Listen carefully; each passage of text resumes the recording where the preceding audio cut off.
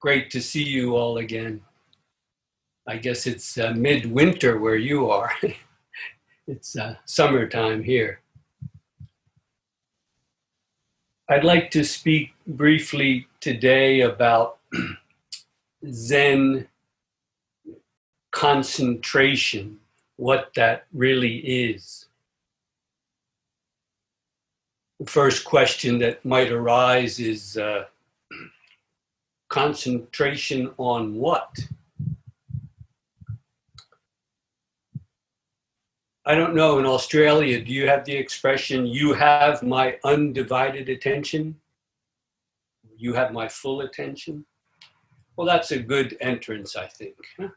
What does it mean to really have my undivided attention?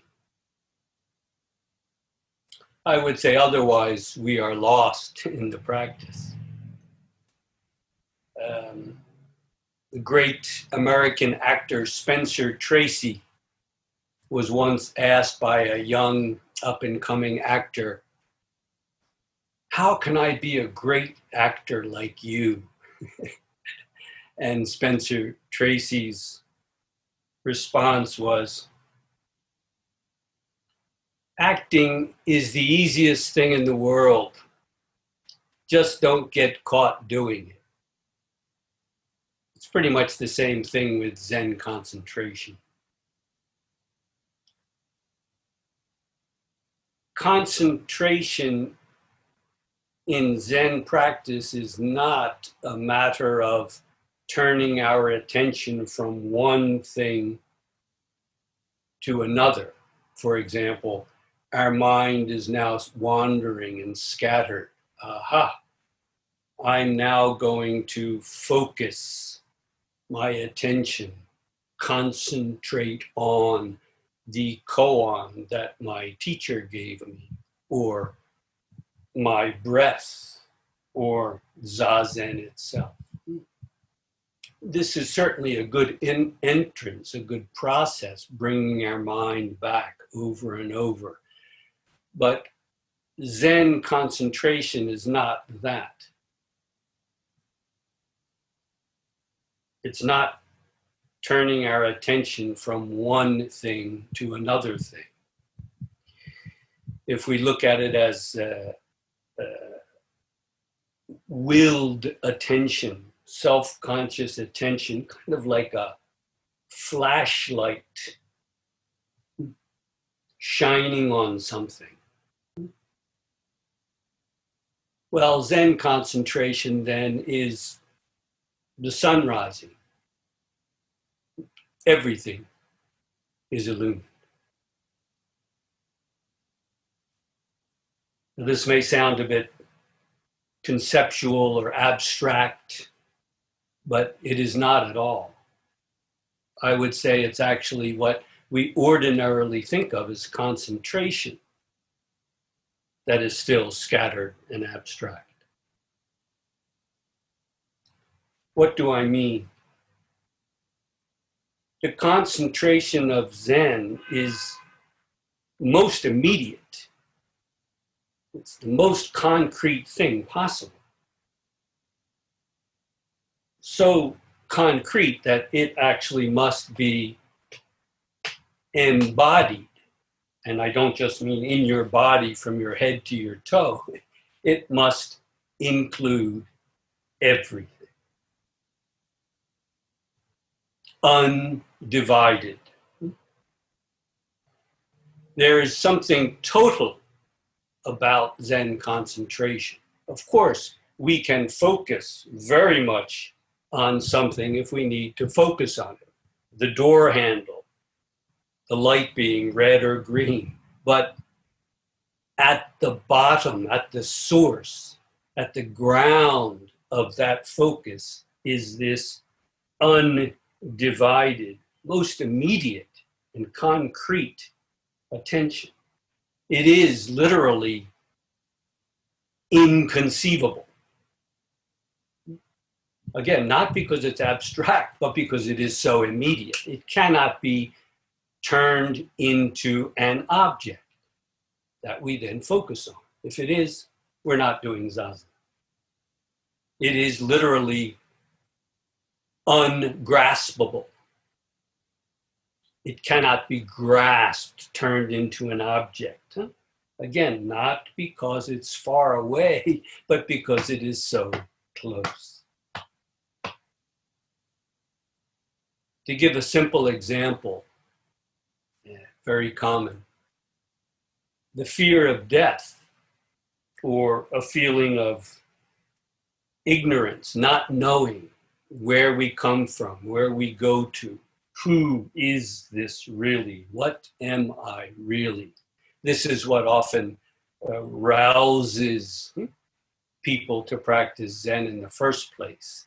And often there's a difficulty bringing these two together. How do I put my concentration on that? What I would say is when you really open up to what is underfoot, not some notion or idea, but when you really open up to what is under your own feet, the fact that, yes, I'm alive now, but I will die. I know things, but I don't really know them. In other words, to put it bluntly, the self, by its very nature, is split. Is split. And Humpty Dumpty can't put the pieces back together. There is life, there is death. There is good, there is evil.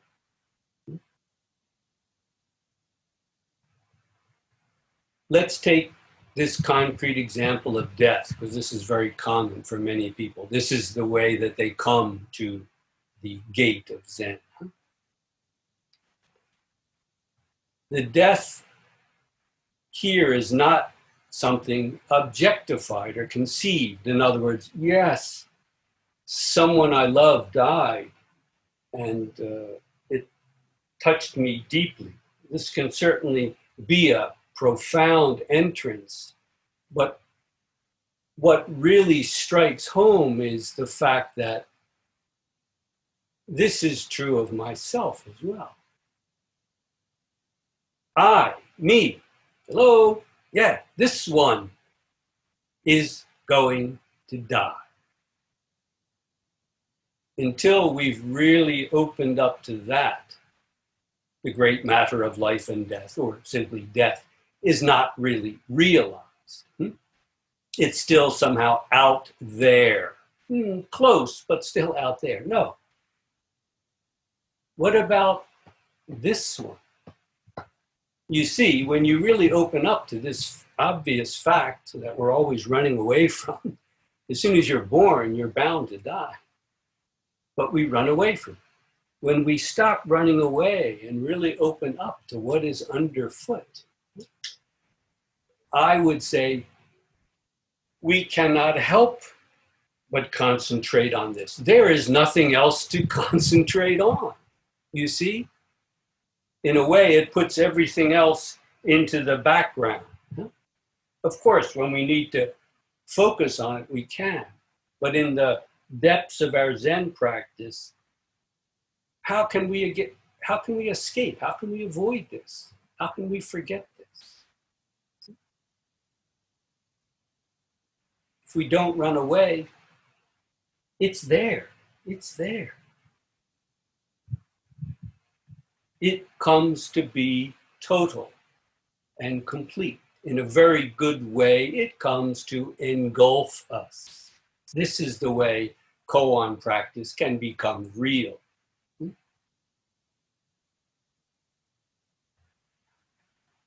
You can't help but concentrate then, because you see, it's no longer an object among other objects, a possibility, something to think about.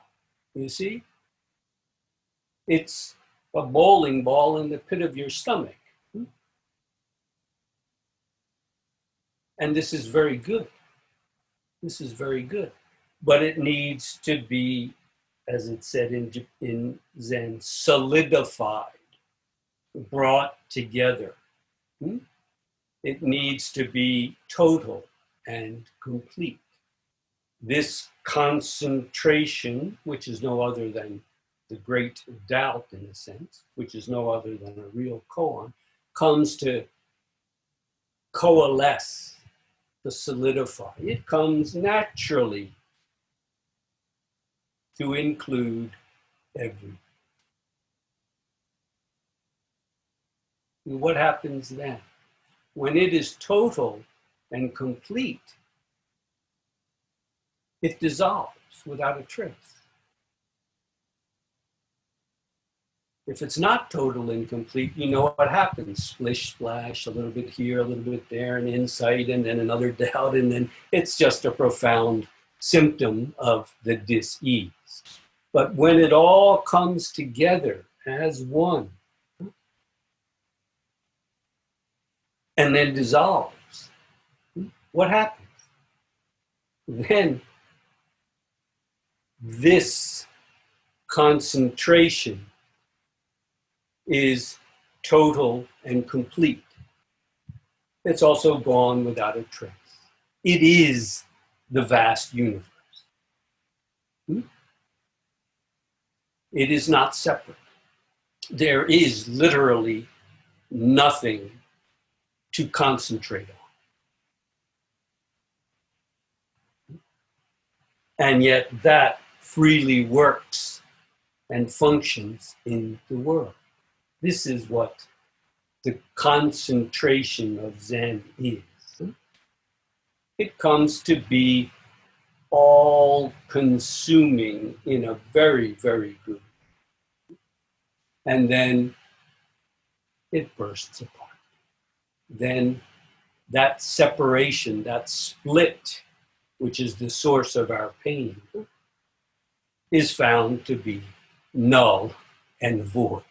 It was not there from the first. We can confirm it in each and everything. So please don't worry. I know there are people who have sat zazen for decades and simply gone around and around and around in their head. They have not been able to bring all of their attention to bear on this. But if you're practicing properly, how can you not bring all of your attention to bear on this?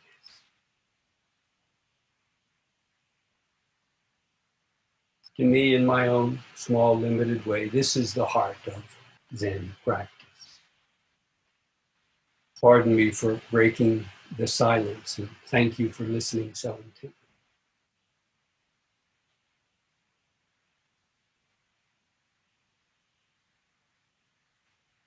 If anyone has any questions coming out of the practice, just gasho and unmute yourself. I think for me, the obvious question that arises out of that is the question, how do you avoid going round and round in circles for decades? How do you know if you're practicing properly or not? If you're practicing properly, the walls come down. The walls come down. It may take some time, but the most essential point, I would say, is simply not to run away, not to escape, not to go back into those. It's very tempting. It's very easy because that's what we've done all our life, right? We've gone off. They're not satisfying. They don't take us anywhere, and somewhere deep inside we know that, but what's the alternative? Until it's really clear, until you really open up and see that this is what must be done in this life, I suppose you will just keep wandering around. That desperation is helpful. As long as you have the luxury of escaping, I suppose the ego self will continue doing it. But you don't have the luxury, do you? Be honest. Be humble, be honest, be sincere, and I don't see how you can avoid it. I would say this concentration is not difficult. It's unavoidable if you stop escaping. Do you know what I mean? Does it help? It does help. There's a million distractions. And there's none. Thank you, Jeff. That was very helpful. My question is about the phrase you use, which is embody the practice. I recall a comment from one of our fellow retreatants at Canberra, which was something that resonates with me, that it has never actually felt safe to feel in one's body. Can you make some comments on that? Is it safe to not be in one's body? That sounds scary to me, but anyway. Yeah, the first obvious point is not in your head. To be embodied means not simply to be thinking about it, contemplating it consciously, right? But it doesn't mean you're an idiot. I would say rather embodied, the total mind and body come together as one. What do you love to do, Leonie? Many things, Jeff. For example? Well, I love being a doctor. I love playing the piano. I've got a very beautiful dog. Well, And can a you do nice any of husband. those things? Can you do any of those things without having a body? Without embodying it? Can you play the piano in your mind? Well, you could, but that's not. It doesn't sound very good. You see what I'm saying? When you do something you love, your body and your mind, well, they're one, or maybe they're not even one. They are the music, aren't they?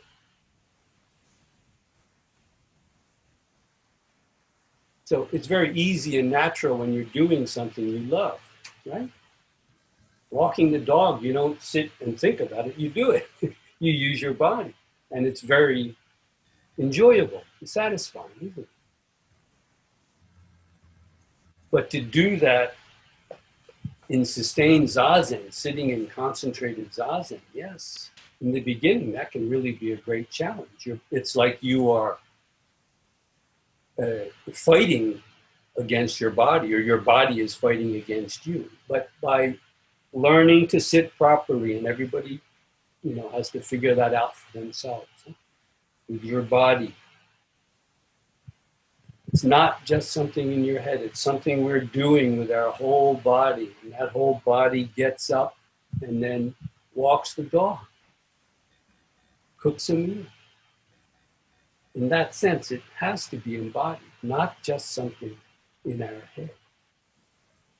It's not anything strange or mystical. Am I making it clear, Leonie? Do you want to rephrase your question?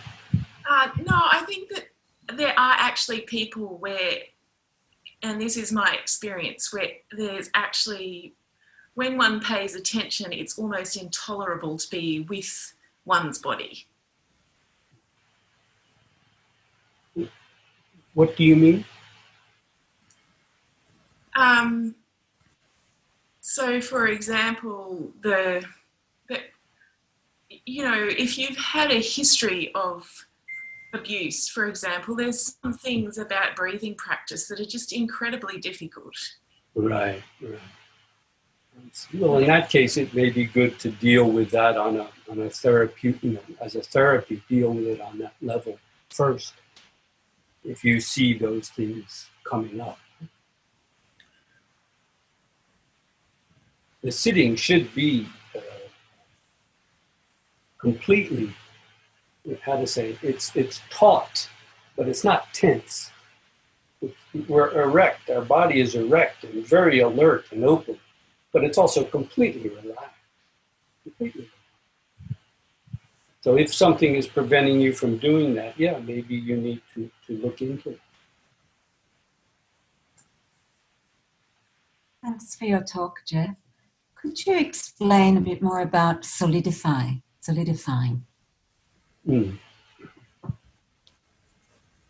One of the more humorous terms they use is they speak of it at the extremity of this practice. You're like an idiot. That you walk, you don't know that you're walking. You sit, you don't know that you're sitting. You know, there's a very common expression. At that point, there's self-reflective consciousness is virtually gone. And yet the body and the mind are still functioning. But there's nowhere to go. It's not escaping out into ideas, thoughts, plans, hopes, expectations. All of that, in a very good way, is shut down. And there's just this immediacy. It could be described as concentration, but however we describe it, it has to become solidified. There's a technical term which is a doubt block. Literally, it's like a block, a blockhead in a very good sense. The mind is not seeping out or trying to bring more experience in. Been there, done that. So that stream has stopped. And experience is, in a sense, solidified. When we look, there's just what's there, nothing else. Mind is not bringing thoughts, ideas in. And so it is really like, in a very good way, being a blockhead. And there are many expressions like this in the Zen tradition. But maybe the most important point is, if that doesn't happen, what does happen is you have a little bit of concentration and maybe something stirs and you have a little bit of an insight and you may mistake that for awakening, you see? And then, oh, later on, if you're honest, well, you have to doubt about that, but then you had that. And it just becomes this seesaw practice. So if it is not total, when it breaks up, it's like children playing in the sand at the beach. Very funny, and the waves come in, very exciting, but the point is to dive into the ocean. And until we do that, we don't know that the little sand castle that we make is just a sand castle and the water comes in. So to solidify it, it's necessary to, in a sense, go in all the way. Go in all the way. And it naturally happens. And the real point is, then when that breaks up or dissolves, there is where we come back to ourselves. That's where, I don't know if you say it in Australia, but that's where as children we would say, come out wherever you are. Or maybe, Ali, Ali, oxen free. Or this old man came rolling home. You familiar with any of those? Yeah. Well, they take on a slightly different meaning. I don't know if that helps you. Thank you for your question. We have a few more minutes if there's a final question. Hi, Jeff. It's David. Maybe. I appreciated the shift from the flashlight metaphor of focusing in on our breath or the koan. And I guess what I was hearing you say was that we're focusing on kind of life itself and the entirety of life. So rather than it being like a narrow focusing in, the attention is to the whole of the realm of life. It's what I was kind of paraphrasing in my own mind is kind of concentrate as if our life depends on it. So I just wasn't sure if I was hearing that right.